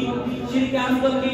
কোরআনের ভাষায়, হাদিসের ভাষায় শিরিক আসগর বলা হয় ওই ব্যক্তিকে, শিরিক আসগরের মধ্যে লিপ্ত কারা, ওই শিরিক আসগরের মধ্যে লিপ্ত হলে ওই ব্যক্তিরা কোরআন এবং হাদিস গবেষণা করলে দেখা যায় যে ব্যক্তি নামাজি ব্যক্তি, যারা নামাজ পড়ে, যারা নামাজ রোজা রাখে, যারা হজ করে, যারা যাকাত প্রদান করে, যারা দান সদকা করে এবং যারা মাজারের মধ্যে ব্যবহৃত গিলাফকে সম্মান প্রদর্শন করে, তারা হলো শিরিক আসগরের মধ্যে লিপ্ত। প্রশ্ন করতে পারেন নামাজে আবার খুশি হয় কিভাবে, রোজাদার আবার খুশি হয় কিভাবে, যাকাত প্রদানকারী খুশি হয় কিভাবে, হজকারী আবার খুশি হয় কিভাবে? প্রশ্ন হয় না? আমরা তো নামাজ পড়ি, নামাজ পড়লে আমরা খুশি হলাম কিভাবে, রোজা রাখি খুশি হই কিভাবে, হজ করি খুশি হই কিভাবে, যাকাত প্রদান করি আমরা খুশি হইলাম কিভাবে? বলে খুশি কি? বলে আমি নামাজ পড়ছি ঠিক, কিন্তু আমার এই নামাজটা আল্লাহর জন্য ছিল না, আমার এই নামাজটা ছিল মানুষকে দেখানোর জন্য। আমি মানুষকে দেখানোর জন্য আমি নামাজ পড়ছি, যাতে মানুষ আমাকে নামাজি বলবে। তাহলে আমি আল্লাহকে খুশি করার জন্য নামাজ পড়ি নাই, আমি আল্লাহকে খুশি করার জন্য নামাজ পড়ি নাই, আমি নামাজ পড়েছি মানুষকে খুশি করার জন্য, মানুষ আমাকে নামাজি বলবে, এই জন্য আমি নামাজ পড়েছি। অতএব এই নামাজি ব্যক্তি উনি মুসলমান না, উনি হলেন মুশরিক। যে ব্যক্তি নামাজ পড়ে মানুষকে দেখানোর জন্য, ওই ব্যক্তি মুসলমান না, ওই ব্যক্তি মুশরিক। কোরআনের ভাষায় কি মুশরিক? 2 নম্বর রোজাদার। এমন রোজাদার ব্যক্তি যে ব্যক্তি রোজা রাখে আল্লাহকে খুশি করার জন্য না, বরং ওই ব্যক্তি রোজা রাখে মানুষকে খুশি করার জন্য, মানুষকে দেখানোর জন্য। মানুষ তাকে রোজাদার বলবে, মানুষ তাকে আমলওয়ালা বলবে। এই জিনিসটা মানুষ যাতে তাকে রোজাদার বলে, এই জন্য সে রোজা রাখে।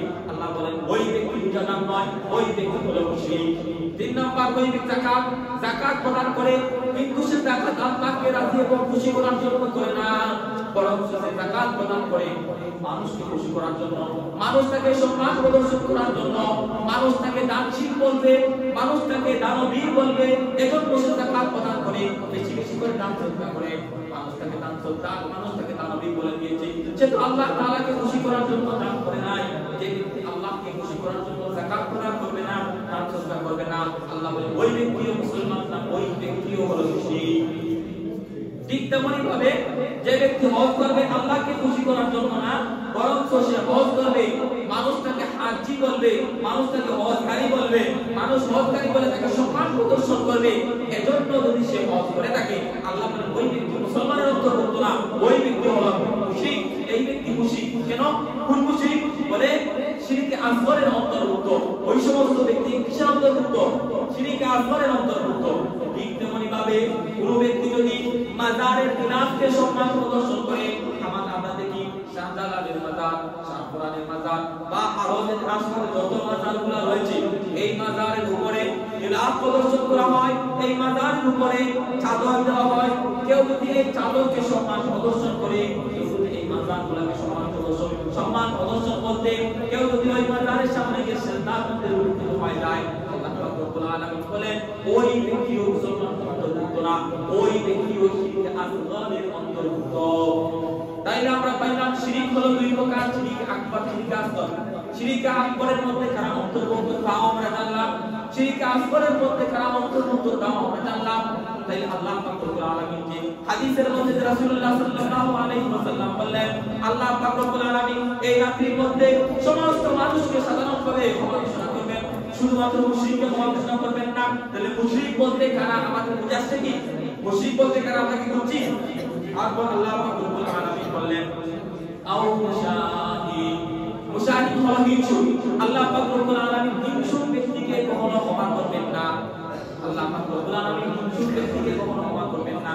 হিংসুককে আল্লাহ পাক রব্বুল আলামিন কেন ক্ষমা করবেন না? বলে আজকে রাত্রিতেও যার মনের মধ্যে হিংসা আগুন ধাও ধাও করে বলতেছে, অমুকের বাড়ি হয়ে গেল, অমুকের গাড়ি হয়ে গেল, অমুকের সম্পদ হয়ে গেল, অমুক তো বড় হয়ে গেল, অমুক তো লন্ডন চলে গেল, অমুক তো এই জিনিসটা করে ফেলেছে, তমুক তো ওই জিনিসটা করে ফেলেছে, এরকম হিংসা করতে থাকে।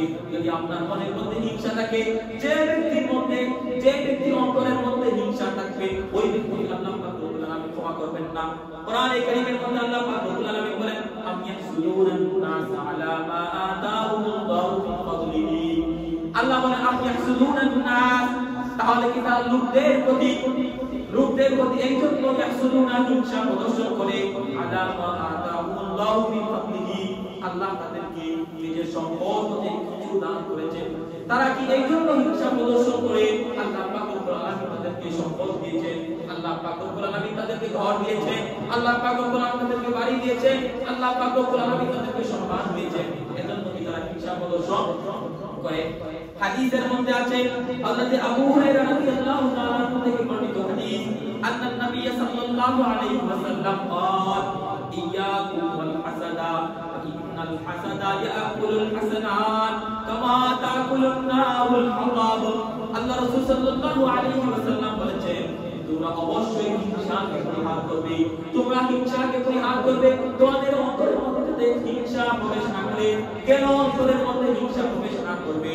কারণ হলো ইন্নাল হাসাদা ইয়াকুলুল হাসানাত কামা তাকুলুন নারুল হাতাব। আল্লাহ রাসূল সাল্লাল্লাহু আলাইহি ওয়াসাল্লাম বলেন, কারণ আগুন যেভাবে কাঠকে এবং গাছকে, আগুন যেভাবে কাঠ এবং গাছকে জ্বালিয়ে ছাই করে ফেলে, জ্বালিয়ে কালো করে ফেলে, ছাই করে ফেলে, ঠিক তেমনি ভাবে হিংসা মানুষের সব আমলকে, নেক আমলকে জ্বালিয়ে ধ্বংস করে ফেলে। অতএব বোঝা গেল হিংসা একটি মারাত্মক ব্যাধি, হিংসা একটি মারাত্মক রোগ। যদি কোন ব্যক্তির অন্তরের মধ্যে এই রোগটা বাসা বেঁধে বসে থাকে, তাহলে আপনি নামাজ পড়লে আপনার নামাজ কোনো কাজে আসবে না, আপনার রোজা কোনো কাজে আসবে না, আপনার হজ কোনো কাজে আসবে না, আপনার যাকাত কোনো কাজে আসবে না, আজকের রাতের ইবাদত আপনার কোনো কাজে আসবে না, যদি আপনার অন্তরের মধ্যে হিংসা থাকে। অতএব যদি অন্তরের মধ্যে হিংসা বিদ্বেষ থাকে, তাহলে আজকে রাতের মধ্যে আল্লাহ রব্বুল আলামিনের কাছে তওবা এবং ইস্তিগফার করেন, তওবা এবং ইস্তিগফার করেন, অন্তরকে খালিস পরিশুদ্ধ করেন। যদি অন্তরকে খালিস এবং পরিশুদ্ধ করতে পারেন, তাহলে আল্লাহ রব্বুল আলামিন আপনাকে ক্ষমা করে দিবেন। এবং ক্ষমাকারী আজকে রাতের মধ্যে যারা ক্ষমা প্রার্থী হবে, যারা ক্ষমা পাবে, তাদের অন্তর্ভুক্ত আল্লাহ রব্বুল আলামিন আপনাকে অন্তর্ভুক্ত করবেন। তাইলে বোঝা গেল আল্লাহ রাসূল সাল্লাল্লাহু আলাইহি ওয়াসাল্লাম বলেছেন, এই রাতের ফজিলত হাদিসের মধ্যে পাইলাম। আমি আপনাদের সামনে তিনটা হাদিস বললাম। প্রথম নাম্বার হযরতে দুইটা হাদিস বলেছি। একটি হাদিস হযরতে আলী রাদিয়াল্লাহু তাআলা থেকে, আলী রাদিয়াল্লাহু তাআলা বললেন, এই রাতের ফজিলত সম্পর্কে বলছেন আল্লাহ রব্বুল আলামিন সূর্যাস্তের সময় থেকে নিয়ে সূর্য অস্ত যাওয়ার পর থেকে নিয়ে ফজর পর্যন্ত আল্লাহ রব্বুল আলামিন মানুষদেরকে ডাকতে থাকে। এমন কোনো 100 কোরআন কষ্ট করিয়া যদি ইয়াসিন শরীফ একবার পড়ে দিতাম পারি, পবিত্র কালামুল্লাহ শরীফের সূরাতুল ইয়াসিন, আল্লাহর হাবিব হাদিস শরীফের মধ্যে বলেছেন, একবার ইয়াসিন শরীফ পড়লে 10 খতম কোরআন শরীফের সওয়াব নামায় আমল। যদি কত সময় করি ফিরি, যদি নফল ইবাদতের জগতের মধ্যে সবচেয়ে দামি ইবাদত হলো আপনার পবিত্র কালামুল্লাহ শরীফের তিলাওয়াত। আল্লাহর হাবিব হাদিস শরীফের মধ্যে ইরশাদ ফরমাইছেন, ইন্নাল জান্নাতা তাশতাকু ইলা খামসি তালিল কুরআন। পাঁচটা আমল আছে এমন, এই আমলকারী ব্যক্তি যে জান্নাতে আকাঙ্ক্ষা করবো, আয় আল্লাহ তুমি তোমার ও বান্দারে আমার মধ্যে প্রবেশ করাবে, আমার মেহমান করতে বানাবে। একটা আমল হলো পবিত্র কালামুল্লাহ শরীফের তিলাওয়াত। আর এই যে মওলানা মুশরিক এবং মুশারিক, এই দুই শ্রেণীর মানুষকে আল্লাহ রাব্বুল আলামিন মাফ করিয়া দিতে নাই। যারা শিরকের মতো গুনাহে লিপ্ত, ঈমান বিধ্বংসী গুনাহ, শিরকের মতো গুনাহে লিপ্ত, এরারে আল্লাহ মাফ করিয়া দিতে নাই। হিংসা বিদ্বেষকারী ব্যক্তিরে আল্লাহ রাব্বুল আলামিন মাফ করিয়া দিতে নাই। এই জন্য আমরা তো মুসলমান, আমরা ঈমানদার। এই যে মুশরিক বা এই সেক্টর আমরা লাইবা, আমরা মধ্যে রইল হিংসা বিদ্বেষ, এটা আমরা পরিহার করে দিই। এটা একটা সামাজিক ব্যাধি, এটা আমরা সামাজিক শান্তি নষ্ট করে, নিজের ব্যক্তিগত পার্সোনাল লাইফ শান্তি নষ্ট করে, আপনার রিল্যাক্স নষ্ট করে, আপনার আখিরাত বরবাদ করে। এই জন্য এই জিনিস চিন্তা ভাবনা করিয়া ইবাদত জিকির করিয়া আমরা অতিবাহিত করতাম। আর যারা আল্লাহ সামর্থ্য দিয়েছে, যারা সুস্থ আছি, আমরা ইবাদত দিন রোজা রাখতাম। রোজা রাখতে গিয়া আমি আপনারা জানাইয়া যে 5টা 6 পর্যন্ত আপনার সেহরির ওয়াক্ত, 5টা 6 মিনিট গেলে কি সেহরির ওয়াক্ত শেষ, আর 5টা 12 মিনিটও ফজরের ওয়াক্ত আরম্ভ হয়ে যায়। আপনার কোনো সময় চিন্তা ভাবনা করবা না যে আজান পর্যন্ত আমরা খাই, মাঝখানেও কিন্তু 5 মিনিট গ্যাপ আছে। এই জন্য সেহরির শেষ টাইম হইল 5টা 6 মিনিট পর্যন্ত। আপনি দরিয়া নিবাদে 5টা পর্যন্ত আমরা সেহরি খাইতে পারি, এর ভিতরে সেহরি খাওয়া শেষ করে দিতাম। আর চেষ্টা করবো জামাতের সহিত যেন আমরা মসজিদে তো আল্লাহ জামাতে নামাজ আদায় করবো, যেন আমরা সুযোগ করতাম পারবো ও জায়গায় গিয়া জামাতের সহিত নামাজটা আদায় করতাম। আমরা বাইতুল মামুর জামা মসজিদ পড়ায় হাজির যাও, জামা মসজিদ 5টা 30 মিনিটের মধ্যে জামাত অনুষ্ঠিত হবে ইনশাআল্লাহ। দোয়া করিলেন সাল্লাল্লাহু আলাইহি ওয়া সাল্লাম।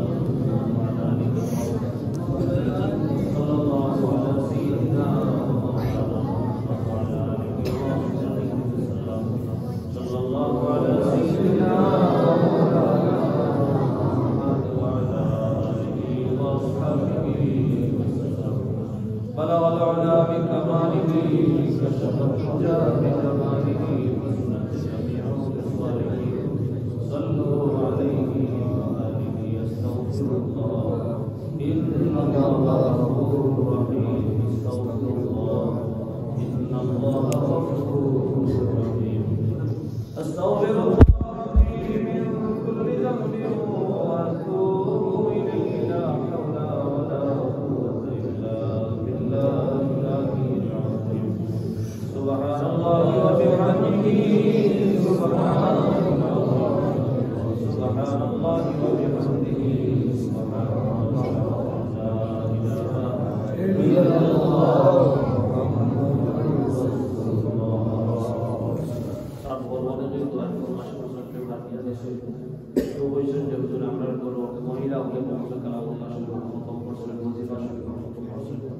আমরা সচেতনভাবে একটা শিবির আয়োজন করছি বিশেষ করে আমরা নতুন সমাজ উদ্যোগ নিশ্চয় আমরা অনেক সাহায্য সহযোগিতা দেশ থেকে করছি কেউ বিদেশ থেকে করছি প্রত্যেকেই আমরা প্রত্যেকের লাগে তো আমরা বিশেষ করে মধ্যে গান হাজির একরাম এই জন্য আমরা প্রত্যেকেই দোয়া শরীক হয়েছি ইনশাআল্লাহ প্রত্যেকের জন্য দোয়া করব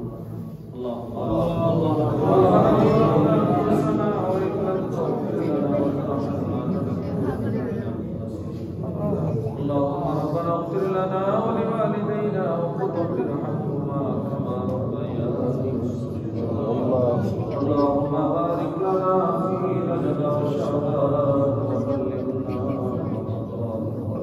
يا الله يا ارحم الراحمين يا اكرم الاكرمين يا اول الاولين يا اخر الاخرين يا ذا القوه আল্লাহ এই পবিত্র রজনীতে আল্লাহ তোমার ঘর মসজিদ হইয়া তোমার মায়া বান্দা হইয়া আমি গুনাহগার আরহামার রাহিমিন আকরামাল আকরামিন আল্লাহ রব্বুনা জিকরা সাইয়া আশকুরাত কুরসিলা সুরাত জিন্দেগির तमाम গুনাহ তাআলা মাফ ইয়া আল্লাহ ইয়া আরহামার রাহিমিন আকরামাল আকরামিন আল্লাহ আমরা জানিয়া না জানিয়া ইচ্ছা অনিচ্ছা সূরা কবিরা শিরিক বিদআত যত গুনাহ করছি মাওলা তুমি গফুরুর রহিম হিসাবে লাইলাতুল মুবারাকাত খাতিরে আমরা আমরা মায়ের জায়গা আমরা মাফ করিয়া দেও মাফ করিয়া আমরা কবর নসিব মাফ করে দিও يا الله يا ارحم الراحمين يا اكرم الاكرمين الله حبيب التمام بفهم مطلوب ما فريض الله বিশেষ করিয়া লাকানা ফুরানা জমিয়া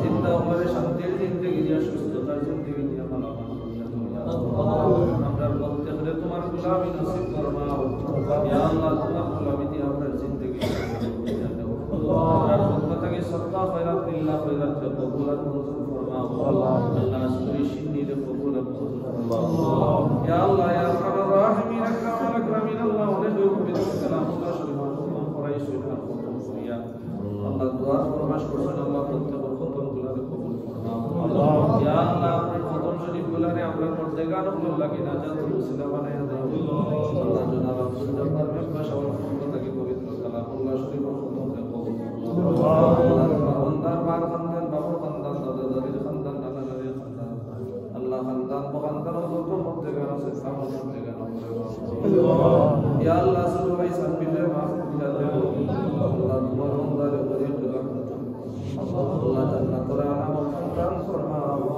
ইয়া আল্লাহ ইয়া আরহামার রাহিমিন আকরামাল আকরামিন আল্লাহ মাফ করে